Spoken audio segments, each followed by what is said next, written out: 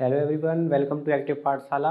तो जैसे कि मैंने लास्ट लेक्चर में आपको बताया था कि motion in a straight line हमने स्टार्ट कर दिया था और उसमें मैंने आपको displacement, path length, velocity, average speed और इन सब की चीज़ों के बारे में बताया था। न्यूमेरिकल भी एक लिया था।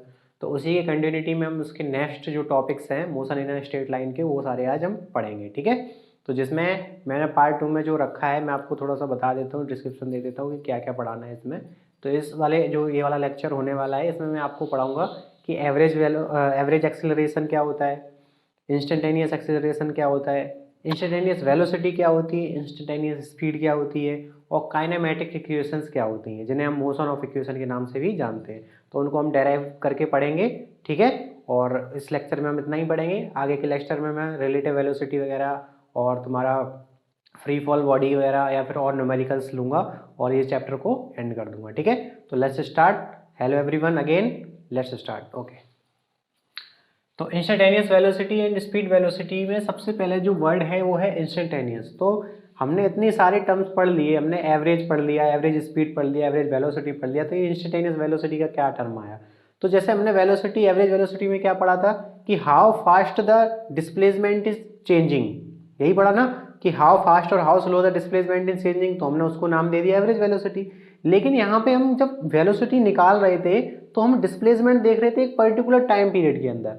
लेकिन अगर मैं बोलूं कि एक पर्टिकुलर इंस्टेंट पे आप किसी भी ऑब्जेक्ट की वेलोसिटी निकाल के दिखाओ, सपोज कि मैंने 2 से 4 सेकंड तक पे तो मैंने आपको बोल दिया कि एक पर्टिकुलर वेलोसिटी निकाल के, तो आपने 2 से 4 तक का डिस्टेंस कैसे निकाल रहे थे आप एवरेज वेलोसिटी में क्या करते थे, x2 minus x1 upon t2 minus t1। तो यहाँ पे आप 2 और 4 और 2 रख के निकाल दे रहे थे। जैसे मैंने यहाँ पे 40 और 20 मान लिया, यहाँ 4 और 2 मान लिया, तो ये 20/1 मतलब सॉरी 2, तो ये कितना आ जाता था 10 मीटर पर सेकेंड। तो ये आपका जो टाइम पीरियड आता था वो किस टाइम के लिए आता था? 2 सेकेंड के टाइम पीरियड के लिए आपका ये क्या आता था? वेलोसिटी आता था। इस गिवन इंस्टेंट ऑफ टाइम पे नहीं आता था, बल्कि ये किस में आता था? टाइम पीरियड के अंदर आता था।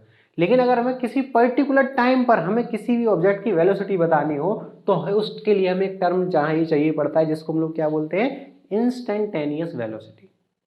The velocity at a particular instant out of time is called the instantaneous velocity. Simple and सरल definition, ठीक है। एवरेज वेलोसिटी को ही हम लोग क्या बोलते हैं? इंस्टेंटेनियस वेलोसिटी, लेकिन किसी भी एक पर्टिकुलर टाइम पर, ठीक है। ओके, देखिए, तो हाँ मैं क्या बता रहा था कि इंस्टेंटेनियस वेलोसिटी को हम क्या बोलते हैं? एक पर्टिकुलर टाइम पर निकाली हुई वेलोसिटी को हम क्या बोलते हैं? Instantaneous velocity. आई होप की समझ में आया होगा। तो हम लोग जो रिप्रेजेंट करते हैं इंस्टेंटेनियस वेलोसिटी को, हम लोग रिप्रेजेंट करते हैं v से। तो सिंपल हम इंस्टेंटेनियस वेलोसिटी को ही हम लोग वेलोसिटी भी बोलते हैं। तो आप कंफ्यूजन में मत रहना कि एवरेज वेलोसिटी को वेलोसिटी कहते हैं इंस्टेंटेनियस वेलोसिटी को हम लोग सिंपल वेलोसिटी बोल सकते हैं, लेकिन एवरेज वेलोसिटी को वेलोसिटी नहीं बोल सकते। तो कभी भी अगर आपको बोला जाए कि वेलोसिटी फाइंड करनी है तो आप क्या फाइंड करोगे? उसकी इंस्टेंटेनियस वेलोसिटी। और इंस्टेंटेनियस वेलोसिटी क्या होती है? Velocity at a particular instant of time, ठीक है। डेफिनेशन वगैरह मैंने आपको पीडीएफ फॉर्म में आपको टेलीग्राम ग्रुप पर प्रोवाइड किया हुआ है, आप डिस्क्रिप्शन बॉक्स में जाइए, वहाँ से डाउनलोड करके आप लिख सकते हैं, ठीक है। तो मैं डेफिनेशन वगैरह लिख नहीं रहा हूँ, बाय कॉन्सेप्ट चल रहा हूँ, ठीक है। तो आपको समझ में आया होगा। तो यहाँ पे जब मैं इंस्टेंटेनियस वेलोसिटी ले रहा हूँ तो एक्चुअली मैं कर क्या रहा हूँ? मैं देखिए, velocity del v over del t, ये हमारा क्या रहता था? एवरेज। लेकिन ये जो एवरेज में मेरा जो डेल टी वाला टर्म था वो मैं क्या लेते थे? एक पर्टिकुलर टाइम पीरियड। लेकिन मेरा जो यहाँ पर मैं क्या लगाने वाला हूँ? एक लिमिट, जिसमें टी की वैल्यू किस पे होगी? Tends to zero. मतलब जो आपका जो टाइम था वो कहाँ जा रहा है? अब टाइम डिफरेंस कहाँ जा रहा है? जीरो। टाइम जीरो नहीं है, इसका टाइम डिफरेंस जीरो है। अभी मैं आपको ग्राफ से इतना गजब का समझाने वाला हूँ ना इंस्टेंटेनियस वेलोसिटी, कि आप कभी भूलेंगे नहीं। और ज़्यादातर बच्चों को यहाँ पे कंफ्यूजन होता है कि इंस्टेंटेनियस वेलोसिटी को लोग समझ नहीं पाते हैं, ठीक है। तो मैं आपको ट्राई करूँगा कि आपको कैसे भी करके उसको दिमाग में डाल दूँ, ठीक। तो आप फिलहाल इतना समझिए। तो जब मैं इसको ऐसे लिख सकता हूँ, limit t tends to zero del v over del t, तो ये हमारा क्या आ जाता है? Instantaneous velocity. तो अगर मैं इसको बाय कैलकुलस देखूँ तो मैथ में आपने पढ़ा होगा, जब भी मैं लिमिट लगाता हूं तो इसका मतलब क्या होता है? Differentiation of velocity with respect to time. और इसी को हम लोग बोलते हैं क्या? Rate of change of velocity. Sorry, मैं यहाँ पे वेलोसिटी लिखते जा रहा हूँ, यहाँ पे क्या होगा आपका? डिस्प्लेसमेंट। x, ठीक है। तो rate of change of displacement, rate of change of displacement with respect to time, this is called instantaneous velocity, ठीक है। तो अब हम, ये तो आपको समझ में आया होगा कि रिप्रेजेंटेशन क्या होता है, डेफिनेशन क्या होता है। अब मैं इसका फील फैक्टर देता हूँ कि फील कैसे करेंगे कि इंस्टेंटेनियस वेलोसिटी है क्या, एक्चुअल में इंस्टेंटेनियस वेलोसिटी है क्या। तो मैं यूजिंग 2 मेथड्स पढ़ाने वाला हूँ, समझाने वाला हूँ आपको।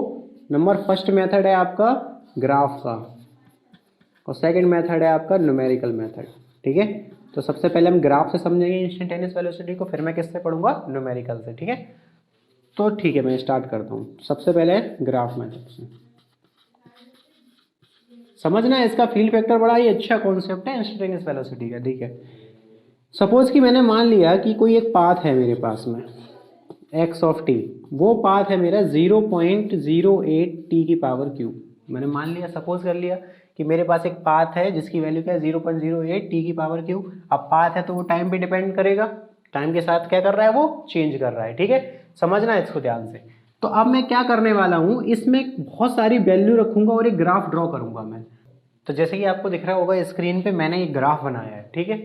ये ग्राफ की डिटेल मैंने कैलकुलेट करके लिखी है, मैं समझाता हूँ आपको। इसमें टाइम ज़्यादा ना लगेगी लिखने में, इसलिए मैंने इसको पहले से ही बना दिया, ठीक है।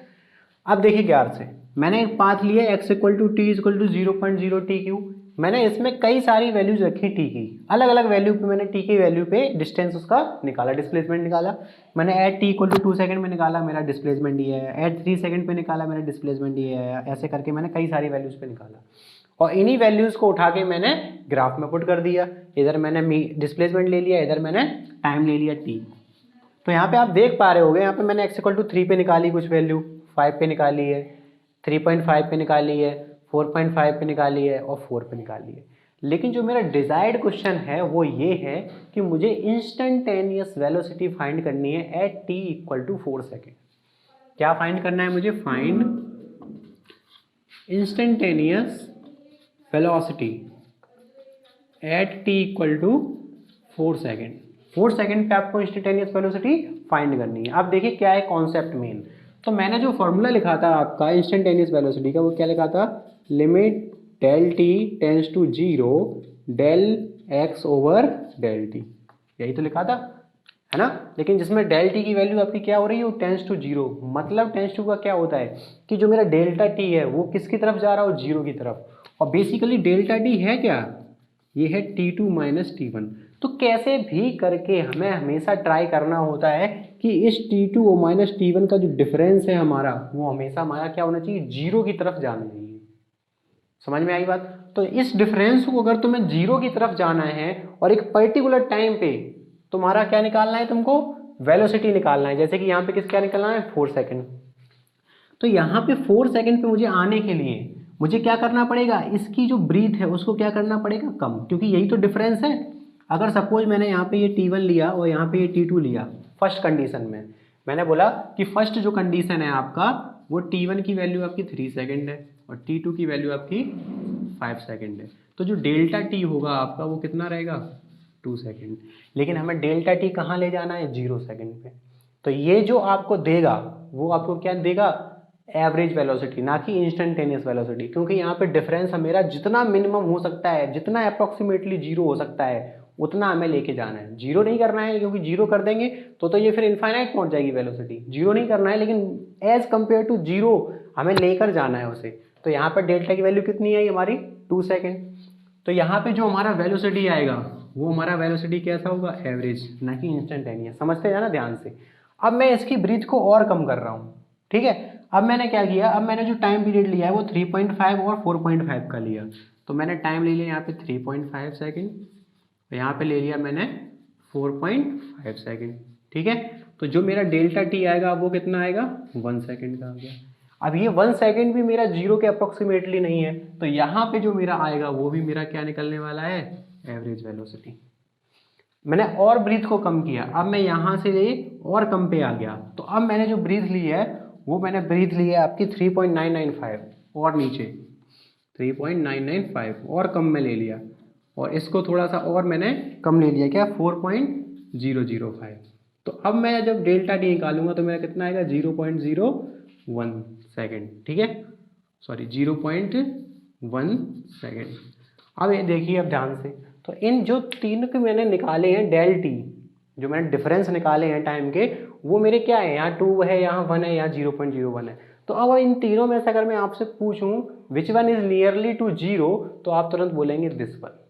मतलब यहाँ पे अगर मैं जो एस की एवरेज वेलोसिटी फाइंड करूंगा वही मेरी क्या बन जाएगी अब, इंस्टेंटेनियस वेलोसिटी। क्योंकि इंस्टेंटेनियस वेलोसिटी में मेरा एक टर्म आ जाता है जिसमें हम क्या कहते हैं, limit should be approximately equal to 0। तो यहाँ पे मेरा जो टी था वो मैंने कहाँ ला दिया, अप्रोक्सीमेटली 0 ला दिया। तो इस टाइम पे जब मैं वी एवरेज निकालूंगा तो वो मेरा किसके बराबर होगा, वी इंस्टेंटेनियस। समझ में आई। तो एवरेज वेलोसिटी को ही हम लोग क्या कर रहे हैं, एक पर्टिकुलर इंस्टेंट पे फाइंड कर रहे हैं। तो अब आप मैं इसके और इसके बीच में जब मैं पॉइंट देखूंगा तो जो इसके और इसके बीच में पॉइंट मिलेगा वो मेरा क्या होगा, t इक्वल टू 4 सेकेंड का होगा कि नहीं होगा। इसके ब्रीथ को कम करते आए, जितना हम इसको और कम करेंगे उतना हमें प्रिसाइजली 4 मिलेगा कि नहीं मिलेगा।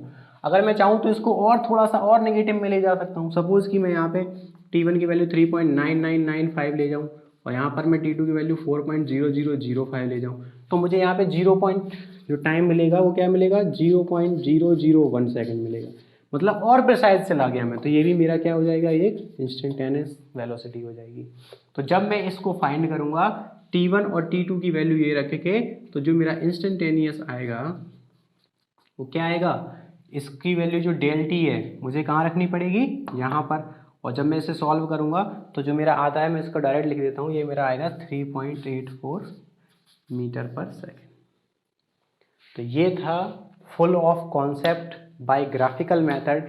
मैंने आपको अच्छे से ट्राई किया है कि थोड़ा समझा पाऊँ आपको।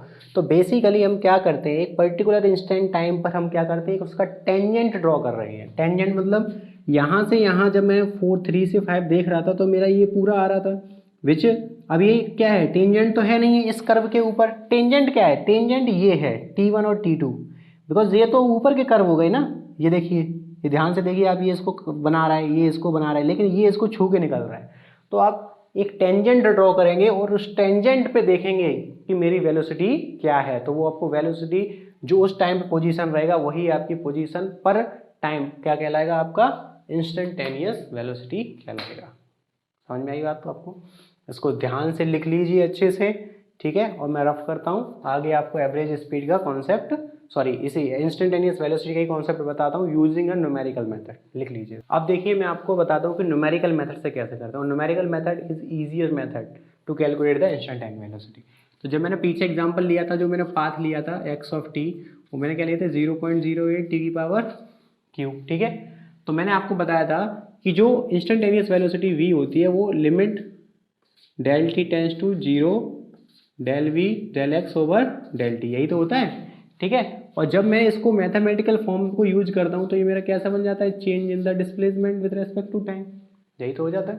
तो मैं इस वाले मेथड को अब यूज करूँगा। देखिए तो v इज इक्वल टू मेरा क्या है, dx ओवर dt। जो भी आपका फंक्शन दे रखा है उसको यहाँ रख दीजिए। तो d ओवर dt 0.08 t की पावर क्यूब, है ना।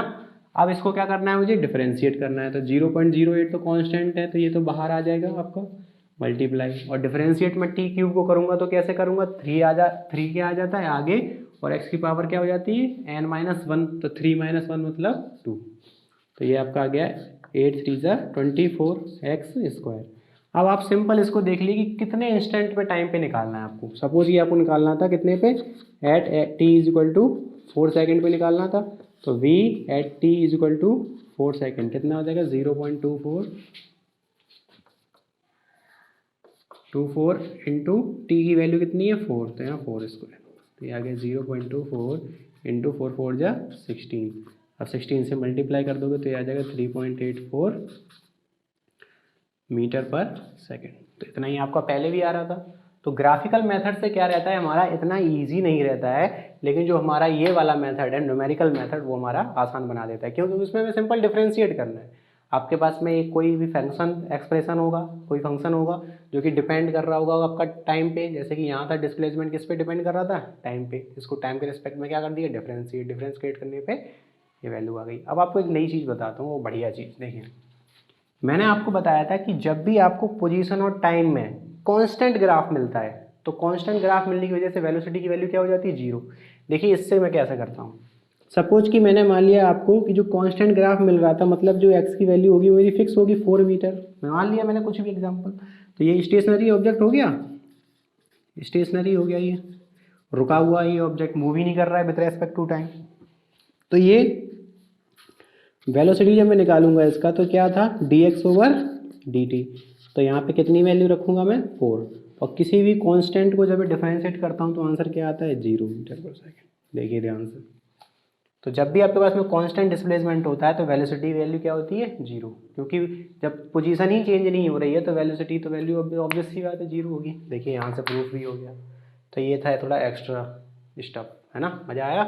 तो ये होता है इंस्टेंटेनियस वेलोसिटी, और इंस्टेंटेनियस वेलोसिटी के साथ में अब इंस्टेंटेनियस स्पीड को मैं बताने वाला हूँ, ठीक है। तो समझिए ध्यान से, instantaneous speed. Instantaneous speed is nothing but it is a instantaneous velocity। अब आप कह रहे होंगे कि इंस्टेंटेनियस वेलोसिटी इंस्टेंटेनियस स्पीड कैसे हो गया, जबकि आपने एवरेज वेलोसिटी बताया था तो वो एवरेज स्पीड से अलग था। मैं इस वजह से इसको सेम बोल रहा हूँ क्योंकि यहाँ पे जब मैं इंस्टेंटेनियस वेलोसिटी निकाल रहा हूँ तो एक पर्टिकुलर टाइम पे ही तो निकाल रहा हूँ। अब मैं एवरेज इंस्टेंटेनियस स्पीड भी निकालूंगा तो एक पर्टिकुलर टाइम पे ही आएगी। लेकिन इंस्टेंटेनियस वेलोसिटी एक कैसी क्वांटिटी है, वेक्टर क्वांटिटी है। ये पॉजिटिव भी हो सकती है, नेगेटिव भी हो सकती है।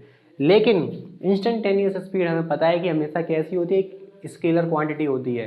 तो हमें इसका क्या लेना पड़ेगा, मैग्नीट्यूड। तो यहाँ मैं इंस्टेंटेनियस स्पीड की जो डेफिनेशन लिखने वाला हूँ वो क्या है, it is equal to the magnitude of, ध्यान से समझना, मैग्नीट्यूड ऑफ इंस्टेंटेनियस वेलोसिटी। ये कुछ नहीं होता है, बस इंस्टेंटेनियस वेलोसिटी का क्या होता है, मैग्नीट्यूड। जैसे कि मैंने इंस्टेंटेनियस वेलोसिटी निकाली और मेरे पास आया +20 मीटर पर सेकेंड किसी ऑब्जेक्ट का। मैं एक और ऑब्जेक्ट का निकाला, मेरे पास आया -20 मीटर पर सेकेंड दूसरे ऑब्जेक्ट का। तो जो +20 मीटर सेकेंड है, -20 मीटर पर सेकेंड है, तो जब मैं इसका मैग्नीट्यूड लूँगा, मतलब इसका भी मैग्नीट्यूड इसका भी मैग्नीट्यूड, तो जो मेरी इंस्टेंटेनियस स्पीड हो जाएगी वो मेरे पहले ऑब्जेक्ट की भी क्या हो जाएगी, 20 मीटर पर सेकेंड। और इसका जब मैं मैग्नीट्यूड ले रहा हूँ तो मुझे नेगेटिव और पॉजिटिव से मतलब है नहीं, सीधा सीधा इसका भी वैल्यू क्या हो जाएगा, 20 मीटर पर सेकेंड।